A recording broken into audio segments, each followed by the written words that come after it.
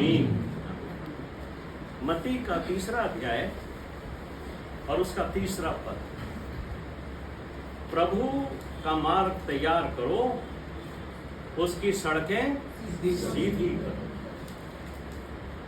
लगभग पिछले 40-50 सालों से जो मसीही मंडलियों के अंदर प्रचार किया जा रहा है, बहुत सारे विषयों के ऊपर प्रचार किया जाता है, लेकिन उसमें एक चीज की कुछ कमी सी महसूस की जा रही है, या ये मैं कहूं कि एक ऐसा विषय है जो खो सा गया है, हमारे प्रचारों के अंदर वो हिस्सा नहीं हो रहा है, और वो है पश्चाताप, रिपेंट।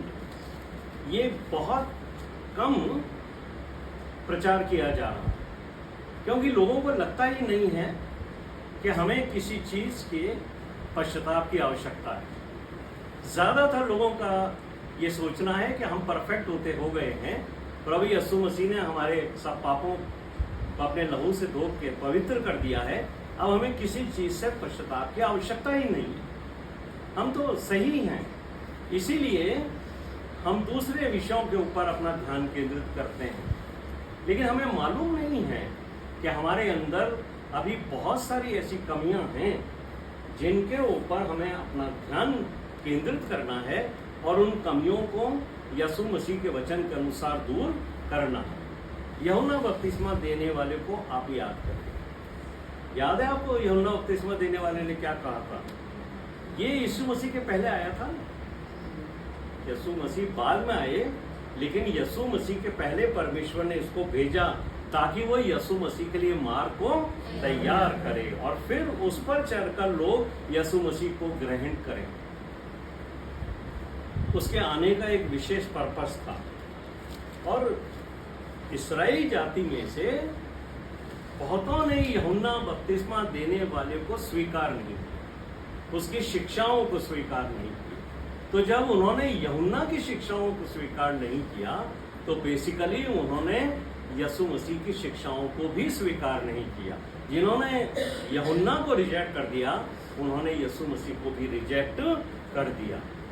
और लोग उससे पूछने लगे कि क्या तू मसीह है? जब वो ऐसी बातें करता था जो उन्होंने कभी सुनी नहीं थी, और वो मसीह की राह देख रहे थे, तो उन्होंने उससे पूछा क्या तू मसीह है? उसने स्पष्ट कर दिया कि मैं मसीह नहीं हूं, बल्कि मेरे पीछे जो आने वाला है वो है मसीह। और उसने उसके बारे में क्या क्या बातें कही जो आज हमने पढ़ी। लूका के 3रे अध्याय के 5वें और 6ठे पद में हमने पढ़ा। उसने उन लोगों से क्या कहा? यूहन्ना बपतिस्मा देने वाले ने, उसने कहा कि पहाड़ जैसा जो तुम्हारा घमंड है ना, इस्राएली लोग, यहूदी लोग बहुत घमंड करते थे, अपने यहूदी होने पे घमंड करते थे, अपनी व्यवस्था पे वो घमंड करते थे, अपने मंदिर पर घमंड करते थे, और दूसरी जाति के लोगों को वो तुच्छ समझते थे। इसलिए यूहन्ना ने उनसे कहा कि ये जो घमंड है ना तुम्हारा, जो पहाड़ के जैसा ऊंचा हो रहा है, ये नीचा किया जाए। कि तुम्हारे जीवन में परमेश्वर इस घमंड को नहीं देखना चाहता। फिर उसने उनसे कहा, ये जो तुम टेढ़ी चालें चलते हो, ये जो टेढ़ी चालें चलते हो और गरीबों को लूटते हो, विधवाओं पर अत्याचार करते हो, महिलाओं को कुछ नहीं समझते, तो याद रखो ये जो टेढ़ी चाल है, जब प्रभु आएगा तो तुम्हारी चाल को वो सीधे मार्ग पर चला, तुम्हें इस लायक बना देगा। यदि तुमने यीशु मसीह की शिक्षाओं को ग्रहण करा तो फिर तुम टेढ़ी चाल नहीं चलकर सीधी चाल चलोगे। फिर उसने लोगों से कहा कि ये जो तुम अपने आप को ऊंचा बनाते हो, तुम में नम्रता नहीं, तुम में दीनता नहीं, और तुम नम्र और दीन बनने का दिखावा करते हो। जब तुम परमेश्वर के भवन में भेंटे लेके आते हो तो ऐसे चलते हो कि जैसे नम्र और दीन हो, लेकिन ये दिखावे का जीवन है। वो उनको याद दिला रहा है कि जो मेरे पीछे आने वाला है, मेरे बाद आने वाला है, वो तुम्हें सही मार्ग दिखाएगा। और ये वो योजना है परमेश्वर की। ये कहता है मेरे बाद आने वाला वो है जिसके द्वारा तुम सब उद्धार के मार्ग पर जाकर उद्धार को प्राप्त कर लेंगे। तो मेरे प्रिय भाइयों और बहनों, जब उन्होंने उस संदेश को ही रिजेक्ट कर दिया, उन्हें लगा हमारे अंदर कोई कमी नहीं है भाई, हम व्यवस्था के अनुसार चल रहे हैं, हमारे अंदर कोई कमी नहीं है, तो उन्होंने यीशु मसीह को भी रिजेक्ट कर दिया। और उसका ये जो संदेश है, रिपेंटेंस, पश्चाताप, यही संदेश यीशु मसीह का भी था। जब यूहन्ना बपतिस्मा देने वाले को हेरोदेस राजा ने जेल में डाल दिया, उसके बाद यीशु मसीह की मिनिस्ट्री शुरू हुई। और यीशु मसीह ने जो सबसे पहला संदेश दिया, वो क्या संदेश था? मत्ती का 4 अध्याय उसका 17वां पद, मन फिराओ क्योंकि स्वर्ग का राज्य निकट आया। और यूहन्ना बपतिस्मा देने वाले ने क्या किया था? मत्ती 3:2 के अंदर, मन फिराओ क्योंकि स्वर्ग का राज्य निकट आ गया। पहले उसने ये संदेश दिया यूहन्ना ने, उसके बाद यीशु मसीह ने भी यही संदेश दिया। उन्होंने उस संदेश को ग्रहण नहीं किया, उन्होंने फिर यीशु मसीह के भी संदेश को ग्रहण नहीं किया। तो जैसे इसराइलियों ने उस संदेश को जो यूहन्ना ने दिया था रिजेक्ट किया, उन्होंने उस संदेश को भी, उस पश्चाताप के संदेश को जो यीशु मसीह ने भी दिया था, उन्होंने उसको भी रिजेक्ट किया।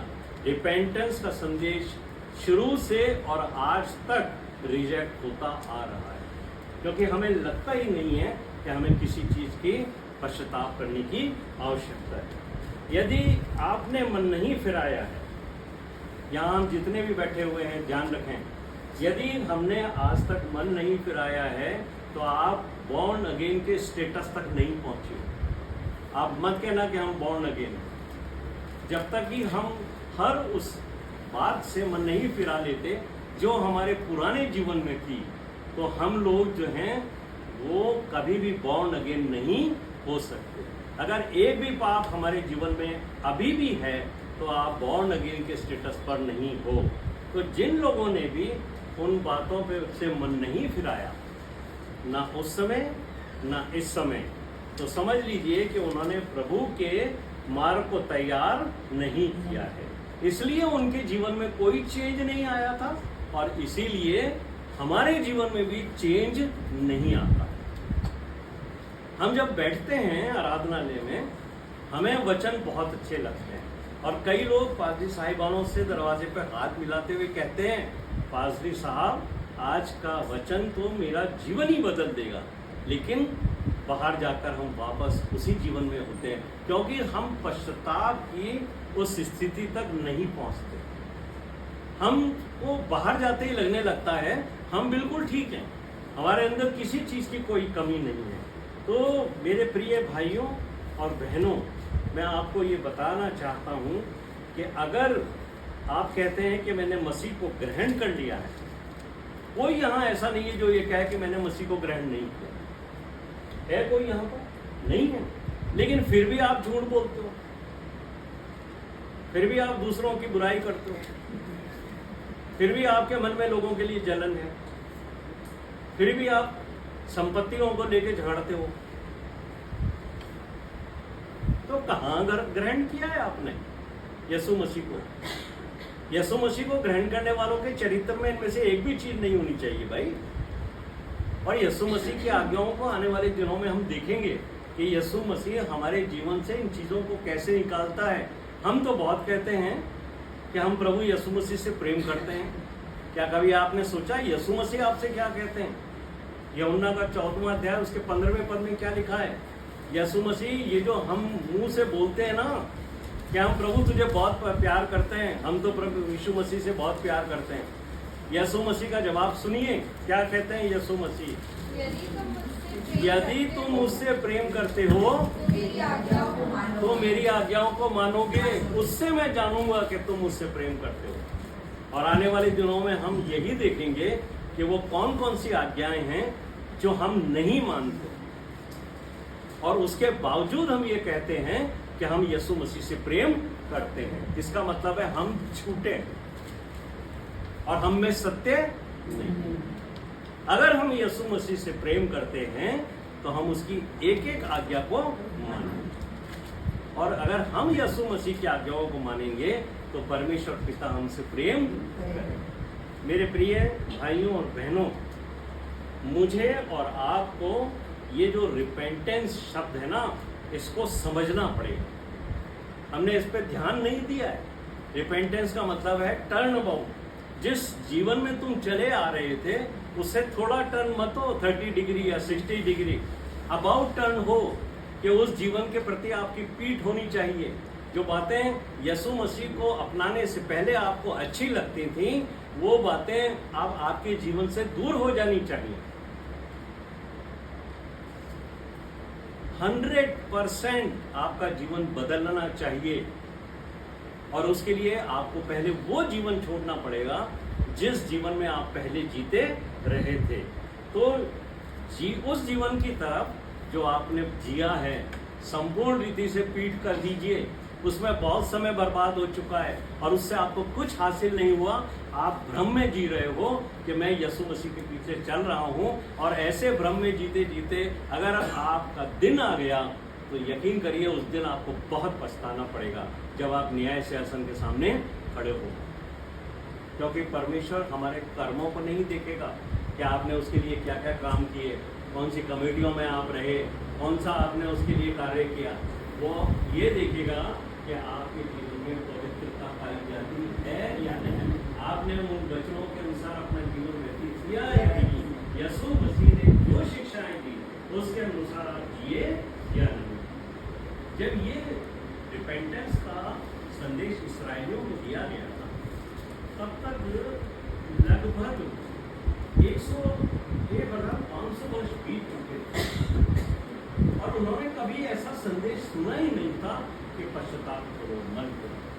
ये तो बड़ा नया संदेश था उन लोगों के लिए। यूहन्ना के समय में जब यूहन्ना ने ये प्रचार किया मन फिराओ, तो ये बड़ा अजीब सा संदेश था, क्योंकि उन्होंने अभी तक जो कुछ सुना था वो सांसारिक था। जैसे सांसारिक आशीषें मिलेंगी, जो अभी हमारी बेटी आकांक्षा ने पढ़ा, व्यवस्था विवरण 28वें पद में पढ़ा ने, ये बातें हमें आज भी अच्छी लगती हैं।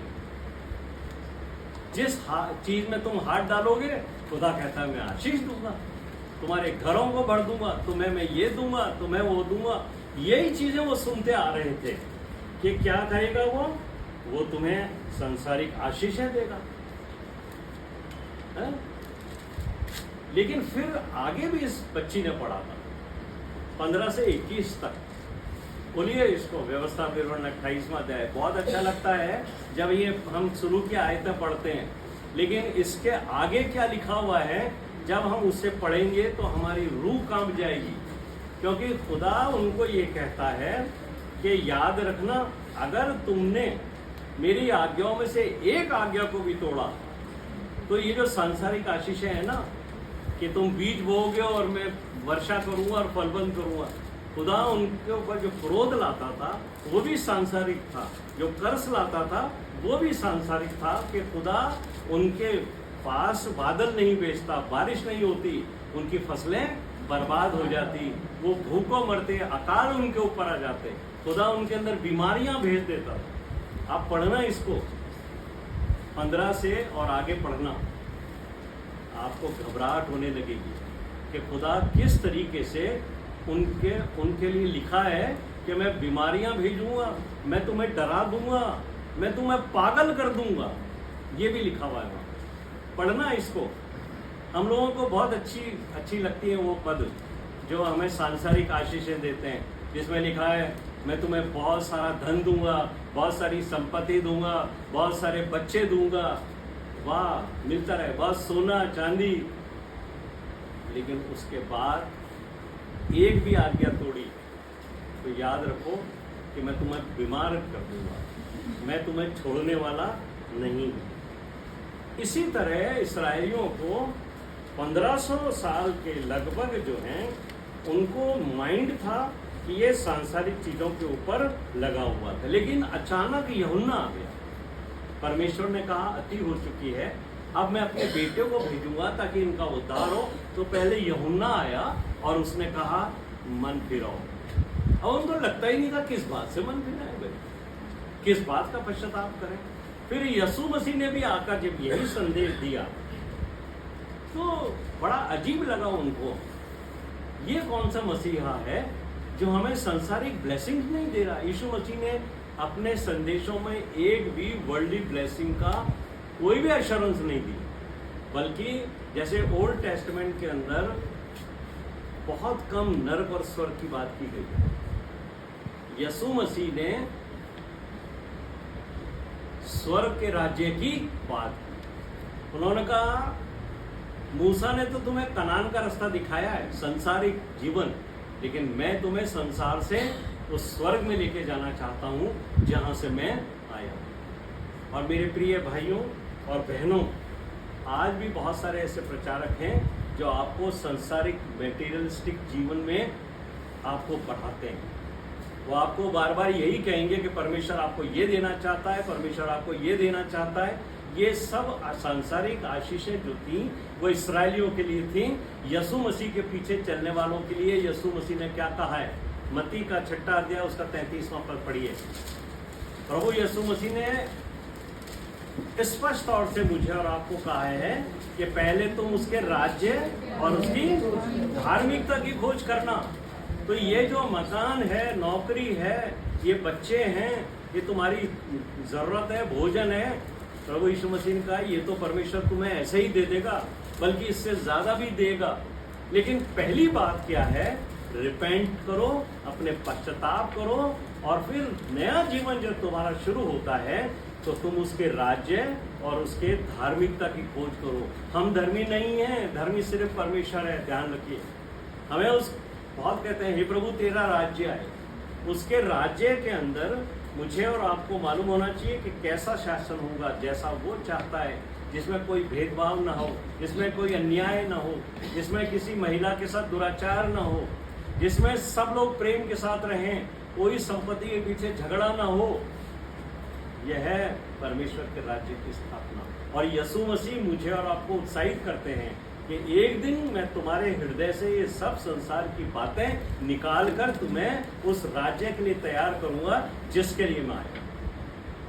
मेरे प्रिय भाइयों और बहनों, यदि मैं और आप इस धार्मिक जीवन को, जिसके लिए परमेश्वर ने यीशु मसीह के द्वारा मुझे और आपको क्या कहा है? पहले तुम उसके राज्य और उसकी धार्मिकता की खोज करो। धार्मिकता परमेश्वर की ओर से प्रभु यीशु मसीह के द्वारा हम तक पहुंचे। और ये जो धार्मिकता का जीवन है वो सच्चा जीवन है, वो दिखावे का जीवन नहीं है। और प्रभु यीशु मसीह के मार्ग पर चलकर हम उस जीवन को प्राप्त कर सकते हैं। और अगर हम ऐसा कर पाए तो हमारी सांसारिक ज़रूरतें जो मैंने आपको बताया, जिसके लिए हम पुराने नियम में ढूंढते हैं, जो यहूदियों को, इस्राएलियों को अश्योर की गई थी, वो हमारे लिए नहीं है। आप भ्रम मत रहिए। लेकिन हमारे लिए क्या है? हमें परमेश्वर अपनी कृपा से भोजन भी दे।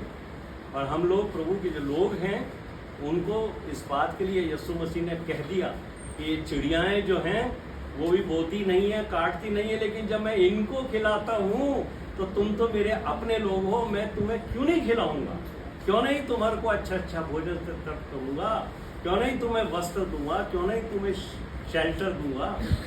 अरे परमेश्वर तो वही पिता है जिसने आदम को बनाने से पहले अदन की वाटिका बना के तैयार की। लेकिन क्या हुआ था? आदम ने परमेश्वर के आज्ञाकारिता की अवहेलना करी, इसलिए उसको वहां से बाहर निकलना पड़ा। परमेश्वर पिता ने उसको बाहर निकाल दिया। इसलिए यदि मैं और आप यीशु मसीह की आज्ञाकारिता में चलकर उस स्थान पर पहुंच सके जिसके लिए यीशु मसीह ने कहा था मैं जाता हूं और तुम्हारे लिए जगह तैयार करता हूं, लेकिन अनाज्ञाकारिता की वजह से हम वहां पहुंचने से वंचित रह जाएंगे। इसलिए मेरे प्रिय भाइयों और बहनों, आने वाले दिनों के अंदर हम उन बातों पर अपना ध्यान फोकस करेंगे जो हमें सिद्धता की ओर बढ़ने में रोकती। बहुत सारी ऐसी बातें हैं हमारे जीवन में जो हमें सिद्ध बनने से रोक रही हैं, हमें सिद्धता की ओर बढ़ने से रोक रही हैं। एक एक बात के ऊपर हम ध्यान देंगे, एक एक बात को वचन के अनुसार समझेंगे, सीखेंगे, और फिर हम अपने जीवन को उस मार्ग पर चलाएंगे जिसके लिए यीशु मसीह ने कहा है फॉलो मी। यीशु मसीह ने ये नहीं कहा एडमायर मी, मुझे देखो। हम लोग यीशु मसीह की तस्वीर और सलीब को देख के बड़े खुश होते हैं। यीशु मसीह ने ये कहा है, फॉलो मी, जैसा मैंने जीवन व्यतीत किया वैसा तुम भी जीवन व्यतीत करो। और कई बार लोग कहते हैं यीशु मसीह तो खुदा था, उसके जैसा तो हम जी नहीं सकते। लेकिन आपको मालूम होना चाहिए यीशु मसीह खुदा भी था और यीशु मसीह मनुष्य भी था।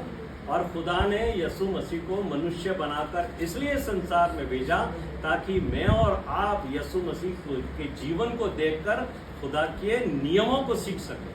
कैसा इंसान खुदा इस दुनिया में चाहता है, उन सब आज्ञाओं को यीशु मसीह ने अपने जीवन से डिमॉन्स्ट्रेट किया। और न सिर्फ यीशु मसीह ने इस बात को कहा मेरे पीछे आओ, बल्कि पौलुस ने भी ये बात कहा, जैसे मैं मसीह के पीछे चलता हूँ वैसे तुम भी मेरे पीछे चलो। तो एक व्यक्ति और है जो मुझसे और आपसे कहता है ये मत समझना कि हम यीशु मसीह के पीछे नहीं चल सकते, अरे मैं भी चला हूँ तो तुम भी चल सकते हो। और मेरे प्रिय भाइयों और बहनों, पंचशील प्रेयर ग्रुप जिसका मोटो, जिसका उद्देश्य है, जो हमने अपने प्रेयर ग्रुप के ऊपर लिख के रखा है, उसको पढ़िए। इब्रानियों का 6वां अध्याय और उसका 1 पद, और वहाँ लिखा है आओ हम सिद्धता की ओर आगे बढ़ते जाएं। अभी हम सिद्ध नहीं हैं और परमेश्वर ने हमारे पासवानों के द्वारा हमें यह अवसर दिया है कि हम पंचशील प्रेयर ग्रुप के माध्यम से जुड़ें और फिर हम सिद्धता की ओर आगे बढ़ते हैं। भजन 133 जो आज पढ़ा गया, क्या लिखा है वहां? क्या ही धन्य भली है और मनोहर बात है कि भाई लोग आपस में। भाई का मतलब है भाई और बहनें। बहनें ऐसा नहीं है कि बहनों को अलग कर दिया गया है। ये बाइबल में जहाँ जहाँ भाई शब्द आता है वहाँ हमारी बहनें अपने आप सम्मिलित है। जहाँ लिखा है बेटों के लिए, वहाँ बेटियाँ अपने आप सम्मिलित हैं। क्या ही मनोहर बात है कि भाई लोग हर बृहस्पतिवार को ऐसे मिलते रहे। और ये मिलना हमें इसलिए है ताकि हम अपने जीवन को देखें, हमारे जीवन में वचन के अनुसार क्या कमियां हैं, वचन के अनुसार हम किन बातों पर नहीं चल रहे हैं और उनको निकालें और निर्णय लेकर उठें, अपने अपने बिस्तर पे जाएं और कहें प्रभु आज हमने आपके वचन से सीखा, ये कमजोरी मेरे जीवन में है, बनिस्बत इसके कि मैं मसीही अपने आप को कहता हूँ, लेकिन फिर भी आज तक मेरे जीवन में ये पाप है, इससे मैं पश्चाताप करता हूँ, मन फिराता हूँ और अब मैं मेरे जीवन में इन बातों को आगे नहीं रखूँगा, क्योंकि मेरा जो मन है वो सिद्धता की ओर बढ़ते जाना। प्रभु इस वचन के द्वारा मुझे और आप सबको आशीष दे। आप सबको जय मसीह।